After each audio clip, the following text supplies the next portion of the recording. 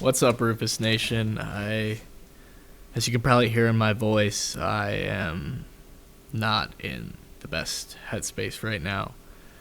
And that's because I have been asked to rant about UFC 294. UFC 294, what is there to say? My fellow Volk bros, today we have to revisit a time of great tragedy. As we gaze upon the storied archives of UFC history, it is in this moment that we turn to what may be the darkest chapter. And I must put out the disclaimer that this video is not for the faint of heart, because today we're going to be talking about the night, or kind of day, the day Islam Makhachev murdered Alexander Volkanovski publicly. It was horrible.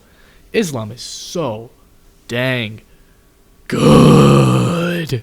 He is the best fighter I've ever seen in there. He looked so good. Volk would not have beat him with a training camp. He set him up nice. It doesn't take anything away from how great Volk is, how great Volk's first performance is, how great Volk's performance in the Holloway trilogy was, how great Volk's performance against Yair Rodriguez was. Volk is the man. He is one of the best to ever do it.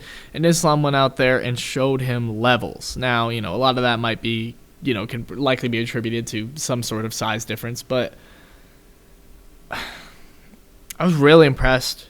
I can't believe John Jones is still number one pound for pound. That is one of the great injustices of the pound for pound list that I've ever seen. It's so obvious Islam's the best fighter right now.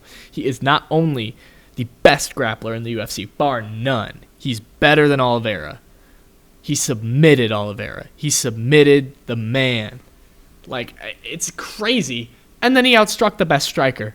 And don't at me. Alex Volkanovski is the best striker. So Islam outstruck and knocked out the best striker, outgrappled and submitted the best grappler. And now we just got to look. We're like, what more does this guy have to do to pass John Jones, who's had one win and one loss in the last 4 years, both against middling opponents, like top contenders, but not particularly noteworthy top contenders. Cyril Gane, and he lost to Dominic Reyes. Let's say it how it is. He lost to Dominic Reyes. And even if we go back like another 2 years, we're looking at a lot of very uninspiring, unimpressive performances from John Jones. It's very ridiculous that he's still in the pound-for-pound conversation. Now he's injured. He's not pound-for-pound better than Islam. He's not even pound-for-pound the same universe as Islam. He's not even pound-for-pound the same universe as Volkanovski coming off a loss. But whatever. The UFC just loves John Jones, I guess. But yeah, UFC 294, notoriously bad card. There was that weird fight stoppage, cancellation of a fight that was just like a gross misunderstanding of the rules and mishandling of an important situation. What can I say? It was horrible. You could tell that it was a cursed night when it began. But at the end of the day, Volkanovski, I think he's going to come back. I don't like that he took the fight on short notice. I really don't love that, but the fact that he took the fight, I can't disagree with him. I mean, I know there was a lot that was revealed about his mental state after. He was talking about how he was going crazy because he didn't have a fight, and he needs to fight, or else he doesn't have any purpose, and he'll go crazy even though he has a newborn child, which is highly concerning to hear. But Volk is chasing legacy. And if Volk won that fight, we'd be talking about the greatest MMA fighter of all time. And that's why I don't mind that he took it. Sure, he took it. He got his ass beat. Islam's like one of the best fucking fighters I've ever seen. It's going to happen sometimes when you chase greatness. And everyone's going to be like, whoa, what if you had a legacy and you stayed down and you fought Ilia Topuria and you... If you really... It's just if you want to... He wanted to be the man. He's a competitive guy, and I'm pretty sure he still wants to be the man. I'm sure he'll still be first in line to take a short notice Islam rematch if the opportunity ever comes up again. But, yeah, it's just very interesting dynamic to the fight. You do got to give it up to Islam. Very timely win for him. He talked about Palestine. It's probably very important. A very important win to him. Very important win to a lot of people. But to the Volk bros, it was tough. But really, let's be real here. People are talking about this like Volk got freaking Volk got flatline like Usman did or something. Volkanovski got knocked down and then finished on the ground. He got TKO'd. It was not a nice TKO, but it was like your average TKO. It was not a knockout. I don't know why they called it a knockout and not a TKO. That was a TKO. But, whatever. Definitely splitting hairs because, I don't know. I'm sad that my guy lost. I really have a respect for the bloke's body of work, but Islam has slowly over the last few years become one of my favorite fighters. He's funny. He trash talks, but he it's always competitive and it's always clever, it's always like to get under people's skins. Oh, he's about to go through a door that's going to kill him here. I think. Oh, wait, never mind. Sorry. I'm looking at the footage that isn't even going to be synced up. That's really funny. But it's probably not even going to be that game that I'm playing when this video actually gets posted. But, yeah, definitely always tough to see, one of your favorite fighters laid out, knocked out, unconscious, bloody. It's like it's a really surreal feeling to see somebody that you look up to like laid out on the canvas like that. I remember feeling that same way when I saw Alex Pereira knocked out by Izzy.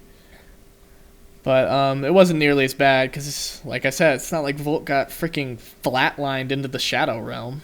Like he got TKO'd. It was not pretty, but the dude did not get freaking shadow realm Corey Sandhagen flying knee and Ngannou Overeem uppercut.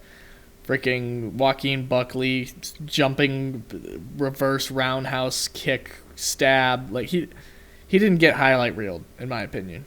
He did, because it's a knockout over the best. Alexander Volkanovski in his prime might be the best fighter anybody's ever knocked out. I don't know. I just think I weirdly don't feel as sad about it as I lead on, or as I may give the impression that I do, because I'm really happy for Islam, man. I think Islam's the future. I want to see him go places. I think he's clearly pound for pound number one. And, I'm always going to feel for Volk. I'm always going to root for Volk no matter what matchup he's in. I just think he's such a funny guy. But, at the end of the day, Islam is not a bad ambassador for the sport. He is a super athlete. He has an exciting style.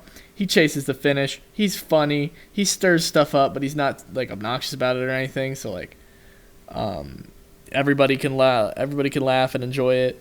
He stirs stuff up. He's funny. I love his trash talk.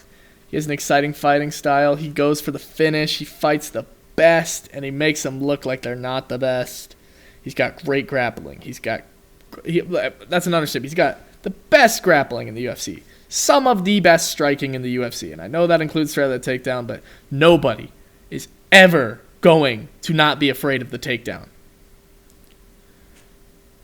after seeing what he did to Olives.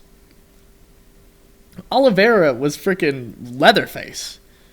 Oliveira was like Jack the Ripper out. Nobody was trying to go to the ground with Oliveira. And then Islam, granted, he was rocked, but Islam just freaking arm triangles him, breaks his spirit. It's crazy, man. It's crazy. Islam, he's so much better than Khabib. He really is. But, Islam's friendship ended with Volkanovski. My new best friend is Islam. Not really, but really happy for him. I'm really happy for him. It was a great finish, and as much as I'm sad for Volk, I understand that this is the way things go, and he has an incredibly grand career to be proud of. I'm glad he's not going to leave the sport behind with any regrets of like, oh man, what if I did fight Islam again? I would have got the nod this time. I could have finally done it. Now he at least can have some clarity in the fact that he tried it. And the fact that he gave it his all and he had the opportunity to give it his all and see just how far he could take his talent. It's really cool. It's really, he's a really cool dude, and I'm happy for him. I'm happy for the career he's had, and I think he's happy with the career he's had too. So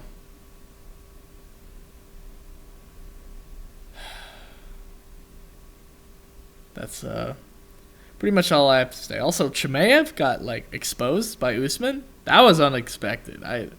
That was crazy. But yeah, those are pretty much my thoughts on UFC 294. The main event in particular, Volkanovski versus Makhachev. I think Volkanovski will bounce back with a win, surprise a lot of people. It's not going to be the biggest deal ever. But I think after he wins, he'll probably fight McGregor or something and lose. I don't know. Volk's just... Nah, he beat McGregor. I think he's going to win his next fight and probably lose after that. But if he wins his next fight, undeniable, he's the featherweight GOAT. Just on numbers, and that puts him in the top 5 GOATs of the sport. There's just no arguing it. That's cool. Maybe Islam could be the number one. Maybe Islam could be a many-time defending lightweight and welterweight champion. Who the hell's going to beat Islam at lightweight? I could see Gaethje. I could so see Islam being slightly overconfident and low-key getting chinned by Gaethje. But that's it. I don't see Oliveira winning. I really don't. I think Oliveira's got a Hail Mary of a shot. I think Islam is absolutely in Oliveira's head so hard, and it's so obvious, and I can't believe people are coping and acting like he isn't. Islam has Oliveira's number. Oliveira will never beat Islam. And that's why I was glad that it was at least, even Volk on short notice has a better chance of beating Islam than Oliveira does, because Volk had the mental edges. Volk was the confident one heading into this fight. Volk was the one who ended that last round on top. Yeah. That's pretty much all I have to say.